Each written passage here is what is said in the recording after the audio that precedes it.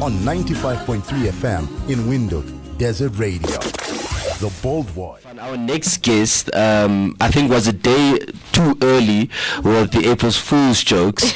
I had called him just before we got into studio, and I asked him how far he was, and he was telling me that he's very, very far. I panicked. He said, "My brother, I'm very far." I'm very far. So I panicked a bit, and I'm like, "How are we going to conduct this interview?" But I think it was just a day too early with the April Fool's jokes, and then he was actually just outside the studio. I'm talking about none other than Benedict Libanda. He is, of course, the Chief Executive Officer of the Environmental Investment Fund, or the EIF, and the fund marks 10 years of existence this year. Now, Libanda is also the founder and CEO of CIF Capita, which adopts an investment philosophy that prioritizes high productive, low carbon technologies to propel economic growth in the short to medium term, and he is a board member of the Southern African Development Community Development Finance Resource Center. It's a mouthful. You're a busy man, sir. Yes, we have to work. I love that. Yeah. I love that. Good morning. I think good morning to all, and I'm so happy to be here joining you this morning. We're happy that you've decided to join us as well. It's not too early of a morning for you, is it? I mean, seeing that you are a busy man, I presume that you sort of wake up quite early to start the day. No, my routine is I wake up at 5 o'clock every day in the morning. I do check news feeds for 20 minutes. Then I take another 45 minutes to go for a training or for a jog. Okay. So that's my routine from Monday to Friday. And then what time do we close off the day? What time do we go to bed? No, you go to bed around 10 o'clock, in the evening. But most of the work, especially the technical work, is done during the night. During the day is networking, meeting, planning. So it's always a hectic day. Yeah. Wow. Yeah. Wow. Now, Mr. Libanda, 10 years ago you started the EIF, and you were literally the only employee, building the institution up from scratch to where you are today. Please just walk us through that journey a bit. Yeah, it was a very scary start for me, because it was my first appointment as an executive at a very youthful age, untested in leadership and executive skills. But it has worked out after 10 years. I was the first staff member of the Environmental Investment Fund of Namibia. And 10 years later, we are more than 53 full-time staff members and about 10 contract-based staff members. And altogether, about 63 staff members. But how we started also is that we started on a balance sheet of 15 million Namibian dollars. And 10 years later, we've got a portfolio of crude projects worth 1.7 billion Namibian dollars. So it has been a roller coaster. It has been ups and downs. It has been a lot of learning and catching up. And yes, a lot has been done over the past 10 years. And then talk to us a bit about how it feels, number one, but also just through the experience of being one of the youngest CEOs. The youngest CEO of a parastatal. I can't believe I'm still one of the youngest CEOs after being 10 years on the job. Imagine. I call myself a veteran youth. That's fair. I still have that youth activism in myself. It's really an honor, because not so many youth gets this opportunity to lead an institution, and it's an honor. And I hope that I've motivated a lot of youth. I've created a lot of pathways for those who are coming behind me, and to be hopeful as well as to be ambitious of taking such responsibilities. We strive for excellency, but nothing's always excellent. We learn by doing mistakes, and I think it is fulfilling, over the past 10 years. Now, for those of you who are just joining us, we are joined in studio by Mr. Benedict Libanda, who is the Chief Executive Officer of the Environmental Investment Fund, or EIF. Now, we know you spend a lot of time in the boardroom, but who are you outside of the boardroom when you're not in the suit and the tie? When I'm not in the suit, especially over the weekend, you hardly recognize me. I put on my floppies, I put on my all-stars, and the Dickies pants. Yes, and go to public places. I love networking, talking to people. That's how you engage in new knowledge, new happenings around you, unlocking new opportunities, making friends, and that's what I do over the weekends and free time. Although they come very handy because of our responsibilities and accountabilities. But there's always that opportunities to have a social life, and you capitalize and maximize on it. Yeah, it balances out the life as well. Now, what books do you read? I imagine maybe you have like a favorite book that has changed your life. What's your favorite book, and what book are you currently reading? I've been reading lots of books, ranging from political writings and those that are aligned to my profession. There's climate financing articles, and of recently I've migrated to digital assets. That's where my interest is migrating to. We have to catch up with. Art of War has been one of the favorite books that I've read, and it's really influenced my thinking, and also opened up the whole imagination of how theories are linked to practice, and how certain acts change the course of the world. So Art of War has been a very inspiring book for me. It's quite interesting. Now, as a young executive, we imagine you go through a lot of challenges, also being one of the youngest. So what are some of your beliefs that you hold, and how do they help you navigate those challenges? I think most important is don't be afraid to fail. So failure is a step forward to greatness. That's number one. Number two is that we still have role models in this country. When I started, I did not have much experience, but I had role models who I would inquire about on opinion, etc. People like the CEO of GIPF, Mr. David Nyoma. I could approach him anytime for ideas, for advice, for governance issues, etc. The ambassador to France, His Excellency Beta Sakumeb, I was constantly on their door, because I knew this were one of those executive players in the Namibian economy, so they've done a lot of job, etc. Besides that, there are lots of them around that I contacted. I kept on knocking on their door whenever I needed assistance, help, etc. So it's quite a challenging field, but don't forget to seek for help. Don't be afraid, and also when a challenge comes, don't avoid the challenge. Embrace it as an opportunity, because challenges, create opportunities. Now, as Meafo mentioned earlier, if you are just joining us, the time of the clock is, of course, 7:38.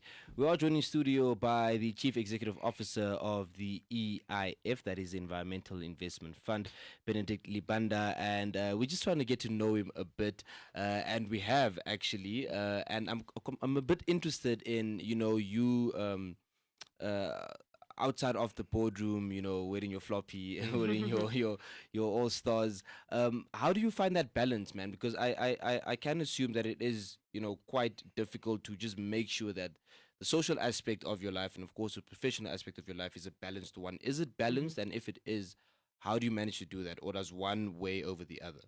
I think you need a balanced approach in life to be progressive. If you lose that balance, there'll be a lot of social challenges in your setup. Family is one of the most important social aspects of your life, where you have time for families. Your health is one of the most important assets of your skills and of your productivities. Then your work. So there should be a balance that you can maneuver to make sure that all of these aspects surrounding your lifestyle, surrounding your other aspects of your life are checked and in balance.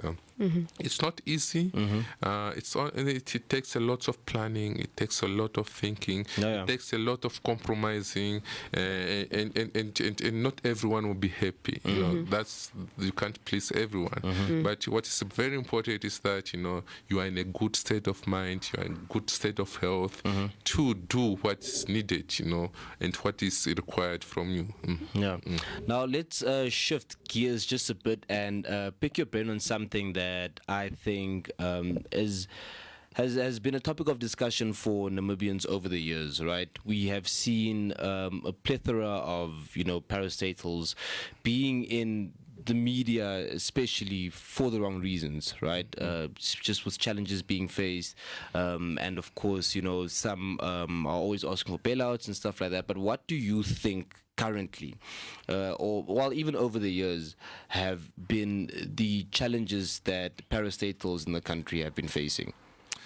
I would not be in a position really to articulate well on challenges of other parastatals when it comes to the operations, financial positions, etc.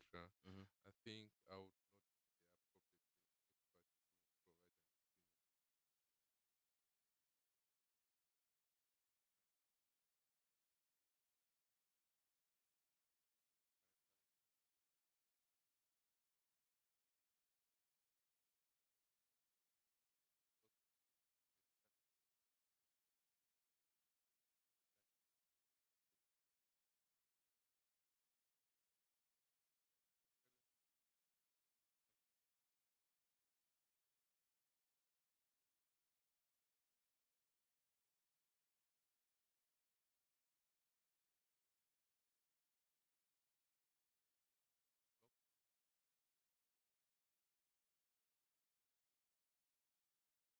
Namibia, the Minister of Environment, Forest and Tourism, and the Minister of Finance that has introduced environmental taxes, and we use those collections to reinvest in environmental projects, environmental awareness, climate change, etc.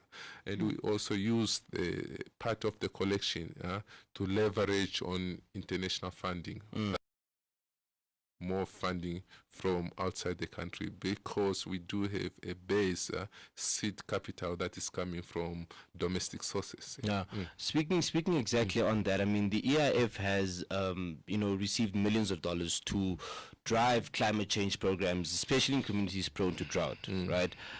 Just talk to us a bit on how this process is going. Is there perhaps an update on how driving these programs in those communities are going? Yes, it's an ongoing interventions. We've accessed more than 40 million US dollars from the Green Climate Fund. We're talking about 600 million Namibian dollars.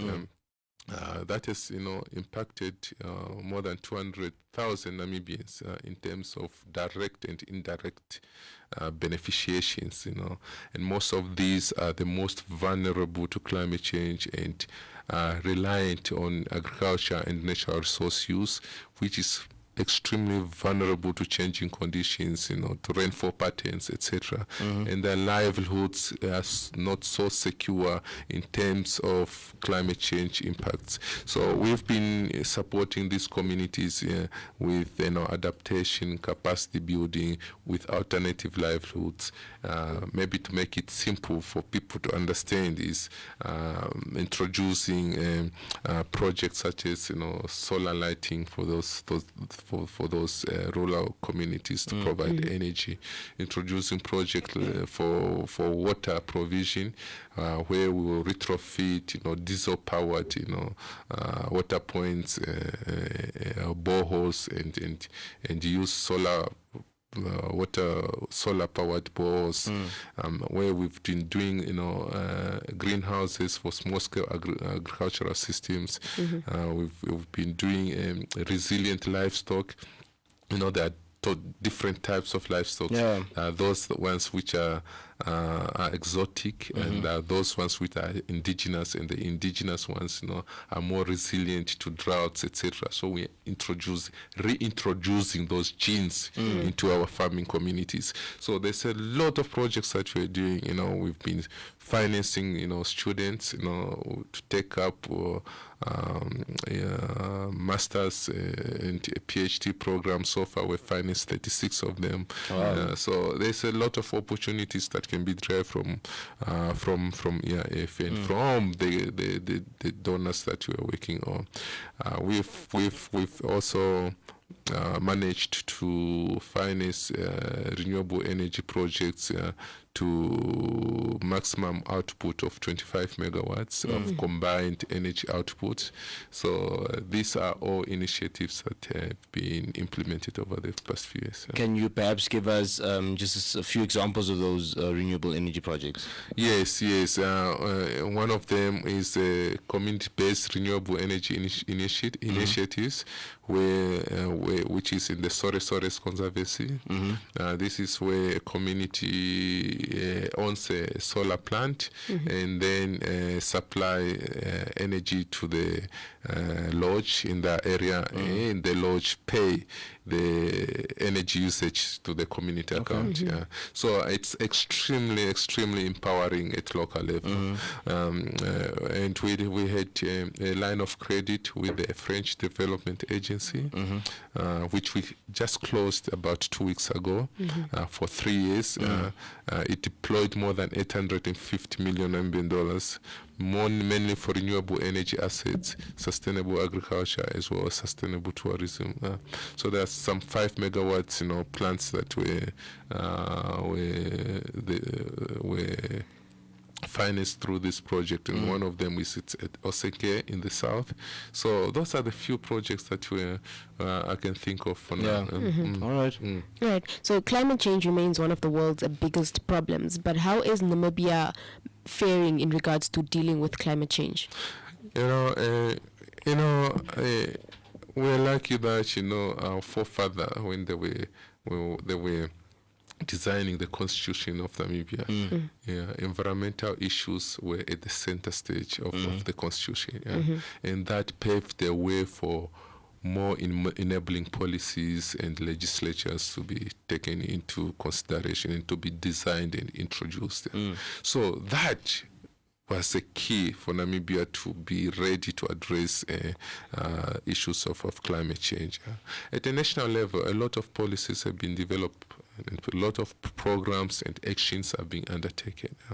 We do have the National Determinate Contribution, which sets the targets for Namibia in terms of climate change, mitigation and adaptation. We do have sector programs such as those in the renewable energy, which provides participation of IPP.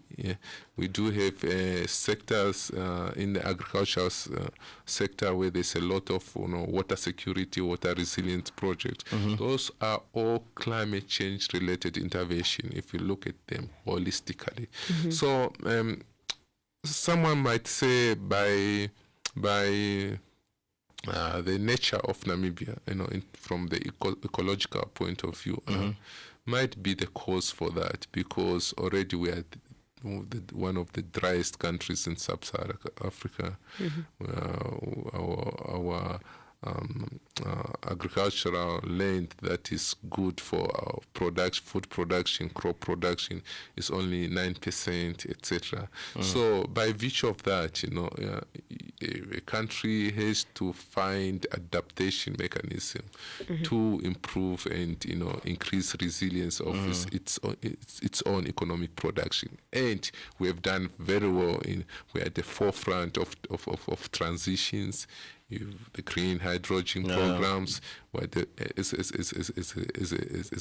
small country playing a very big role on an international stage. Well, Mr. Libanda, thank you so much for that. It does seem that we have run out of time. But I thought we had more time. I thought so too. It's funny how 20 minutes just fly by like that.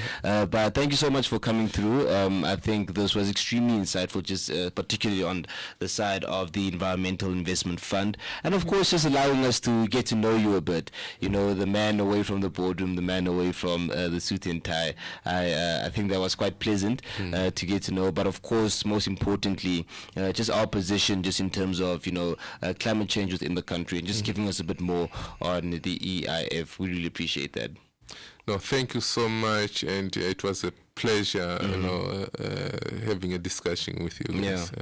And because you told us about what you wear outside of the suit and tie, I couldn't help but thinking of trompies when you described the floppy, the Dickies pants and the All-Stars. So I'm going to leave you with this jam. I really hope it is one that you will appreciate. Like I said, it made me think of that just particular setting, and yeah, man, I hope everyone else enjoys this as well. The time on the clock is 7:51.